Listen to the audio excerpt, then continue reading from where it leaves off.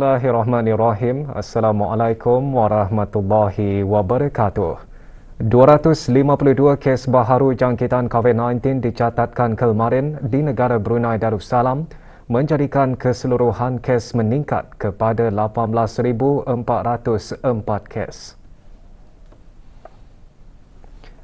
Kementerian Kesihatan dalam siaran akhbarnya memaklumkan daripada kes tersebut 251 adalah kes tempatan, manakala 1 kes import.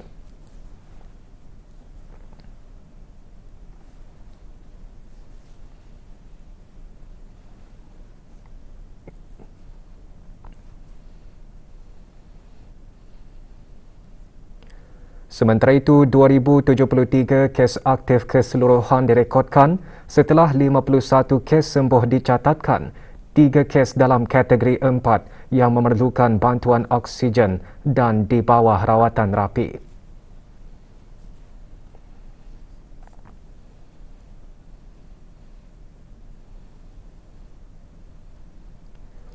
Sehingga 7 Februari 2022, kadar keseluruhan penduduk yang menerima sekurang-kurangnya 1 dos vaksin 94.9%, untuk 2 dos vaksin 94.1%, sementara 43.1% bagi penerima 3 dos vaksin. Dalam pada itu, tidak ada kompaun dikeluarkan bagi sekatan pergerakan yang dijalankan dari pukul 12.30 malam hingga 4 pagi.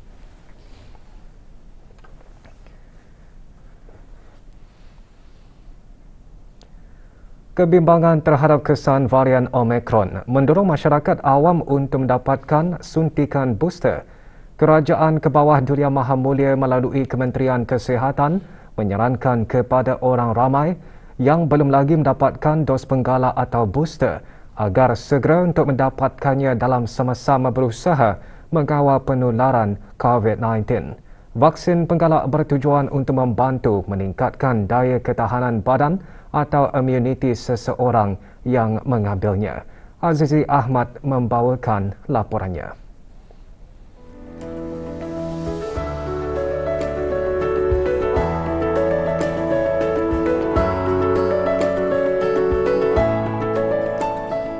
Jadinya bis kita di luar sana disarankan untuk menggalakkan ahli keluarga serta orang-orang di sekeliling Oda untuk mendapatkan dos penggalak. Bis kita bolehlah membuat tempahan melalui aplikasi BlueHealth atau secara walk-in di mana-mana pusat vaksinasi. Ia dapat mengurangkan kadar jangkitan supaya orang-orang yang seperti kanak-kanak dan orang-orang yang tidak boleh mengambil COVID vaksin dapat terlindung daripada jangkitan. Meningkatkan pelindungan maksima vaksinasi yang ada dalam badan kita ni. Ia dapat melindung kita dari ancaman varian yang baru, iaitu yang sekarang yang kita gunakan, iaitu varian Omicron. Vaksinasi merupakan langkah yang paling efektif untuk melindungi diri, orang yang tersayang dan juga masyarakat di sekeliling dari kesan bahaya wabak COVID-19, terutama varian Omicron. Suntikan dos penggalakan atau booster ini adalah selamat dan meningkatkan antibodi penucu kepada kalangan orang dewasa amnya. Mengambil booster ni adalah satu tindakan yang bijak demi untuk keselamatan negara Brunei Darussalam dan juga orang-orang yang tersayang lah. Untuk meningkatkan lebih kuat kita punya imun. So bagus untuk kesehatan kita, untuk pencegahan lah makna. So apabila kita kena tidak terlalu parah. Ianya adalah baik bagi untuk sama-sama kita ni melindungi diri di samping kita ni berdoa, berzikir dan amalan-amalan lain. Memandangkan COVID pada masa ini tidak akan berakhir. Kita ni harus ikutlah, patuhilah daripada seranan-seranan Kementerian Kesihatan. Pengambilan suntikan dos penggalak atau booster mampu meningkatkan tahap perlindungan diri setiap individu. Justru marilah bersama-sama menyahut seruan kerajaan dalam meningkatkan perlindungan diri dengan pengambilan booster selain mengamalkan SOP yang telah ditetapkan. Semoga negara kita yang tercinta ini sentiasa dalam perlindungan Allah Subhanahu Wa Taala. Amin ya rabbal alamin. Laporan Azizi Ahmad untuk Berita RTB. 138 orang pegawai dan kaki tangan Jabatan Perdana Menteri dan jabatan-jabatan di bawahnya yang telah bersara pada tahun 2020 diraikan petang kemarin dalam majlis yang diadakan di Jabatan Perdana Menteri. Awang Muhammad Reza bin Dato' Paduka Haji Muhammad Yunus, Setiausaha Tetap Perkhidmatan Awam, Kesejahteraan Antarabangsa dan Media di Jabatan Perdana Menteri dalam ucapannya melahirkan harapan agar para pesara terus memperkasakan diri dengan kemahiran baharu dan melibatkan diri dengan aktiviti yang bermanfaat. Penyampaian sijil dan cenderamata disempurnakan oleh Yang Berhormat Datuk Seri Setia Haji Awang Abdul Mukti bin Haji Muhammad Daud, Menteri di Jabatan Perdana Menteri. Awang Ibrahim bin Haji Abu Bakar,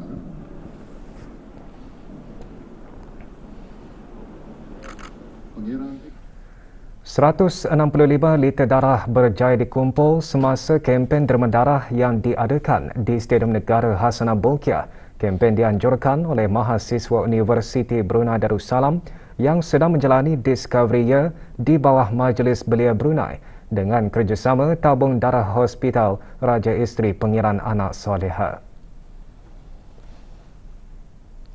55 individu menyertai kempen tersebut, antaranya Yang Berhormat Dayang Khairun Nisa binti Awang Haji Ash'ari, Ahli Majlis Mesyuarat Negara. Orang ramai dialu-alukan untuk menderma darah dengan mengunjungi Hospital Raja Isteri Pengiran Anak Soleha atau tempat-tempat kempen derma darah diadakan. Maklumat lanjut mengenai acara-acara kempen derma darah boleh diperoleh melalui Instagram @bloodbank_repass.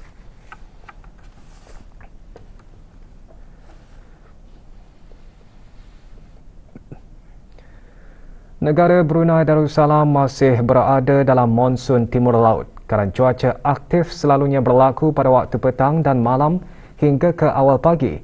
Keadaan cuaca aktif diramalkan berlaku sehingga 13 Februari 2022 disebabkan oleh pembentukan awan hujan yang aktif di kawasan negara. Hujan dan hujan berpetir sekali sekala dijangka berlaku dengan angin kencang meningkat sehingga 45 km sejam semasa atau dekat hujan lebat. Keadaan laut pada amnya berombak di paras sedikit dan boleh mencapai ke paras sederhana sehingga 1.2 meter. Risiko tinggi berlakunya banjir kilat terutamanya di kawasan-kawasan rendah dan mudah banjir serta di kawasan berdekatan tebing sungai semasa hujan lebat yang berlanjutan lebih dari 1 jam dan semasa kejadian air pasang.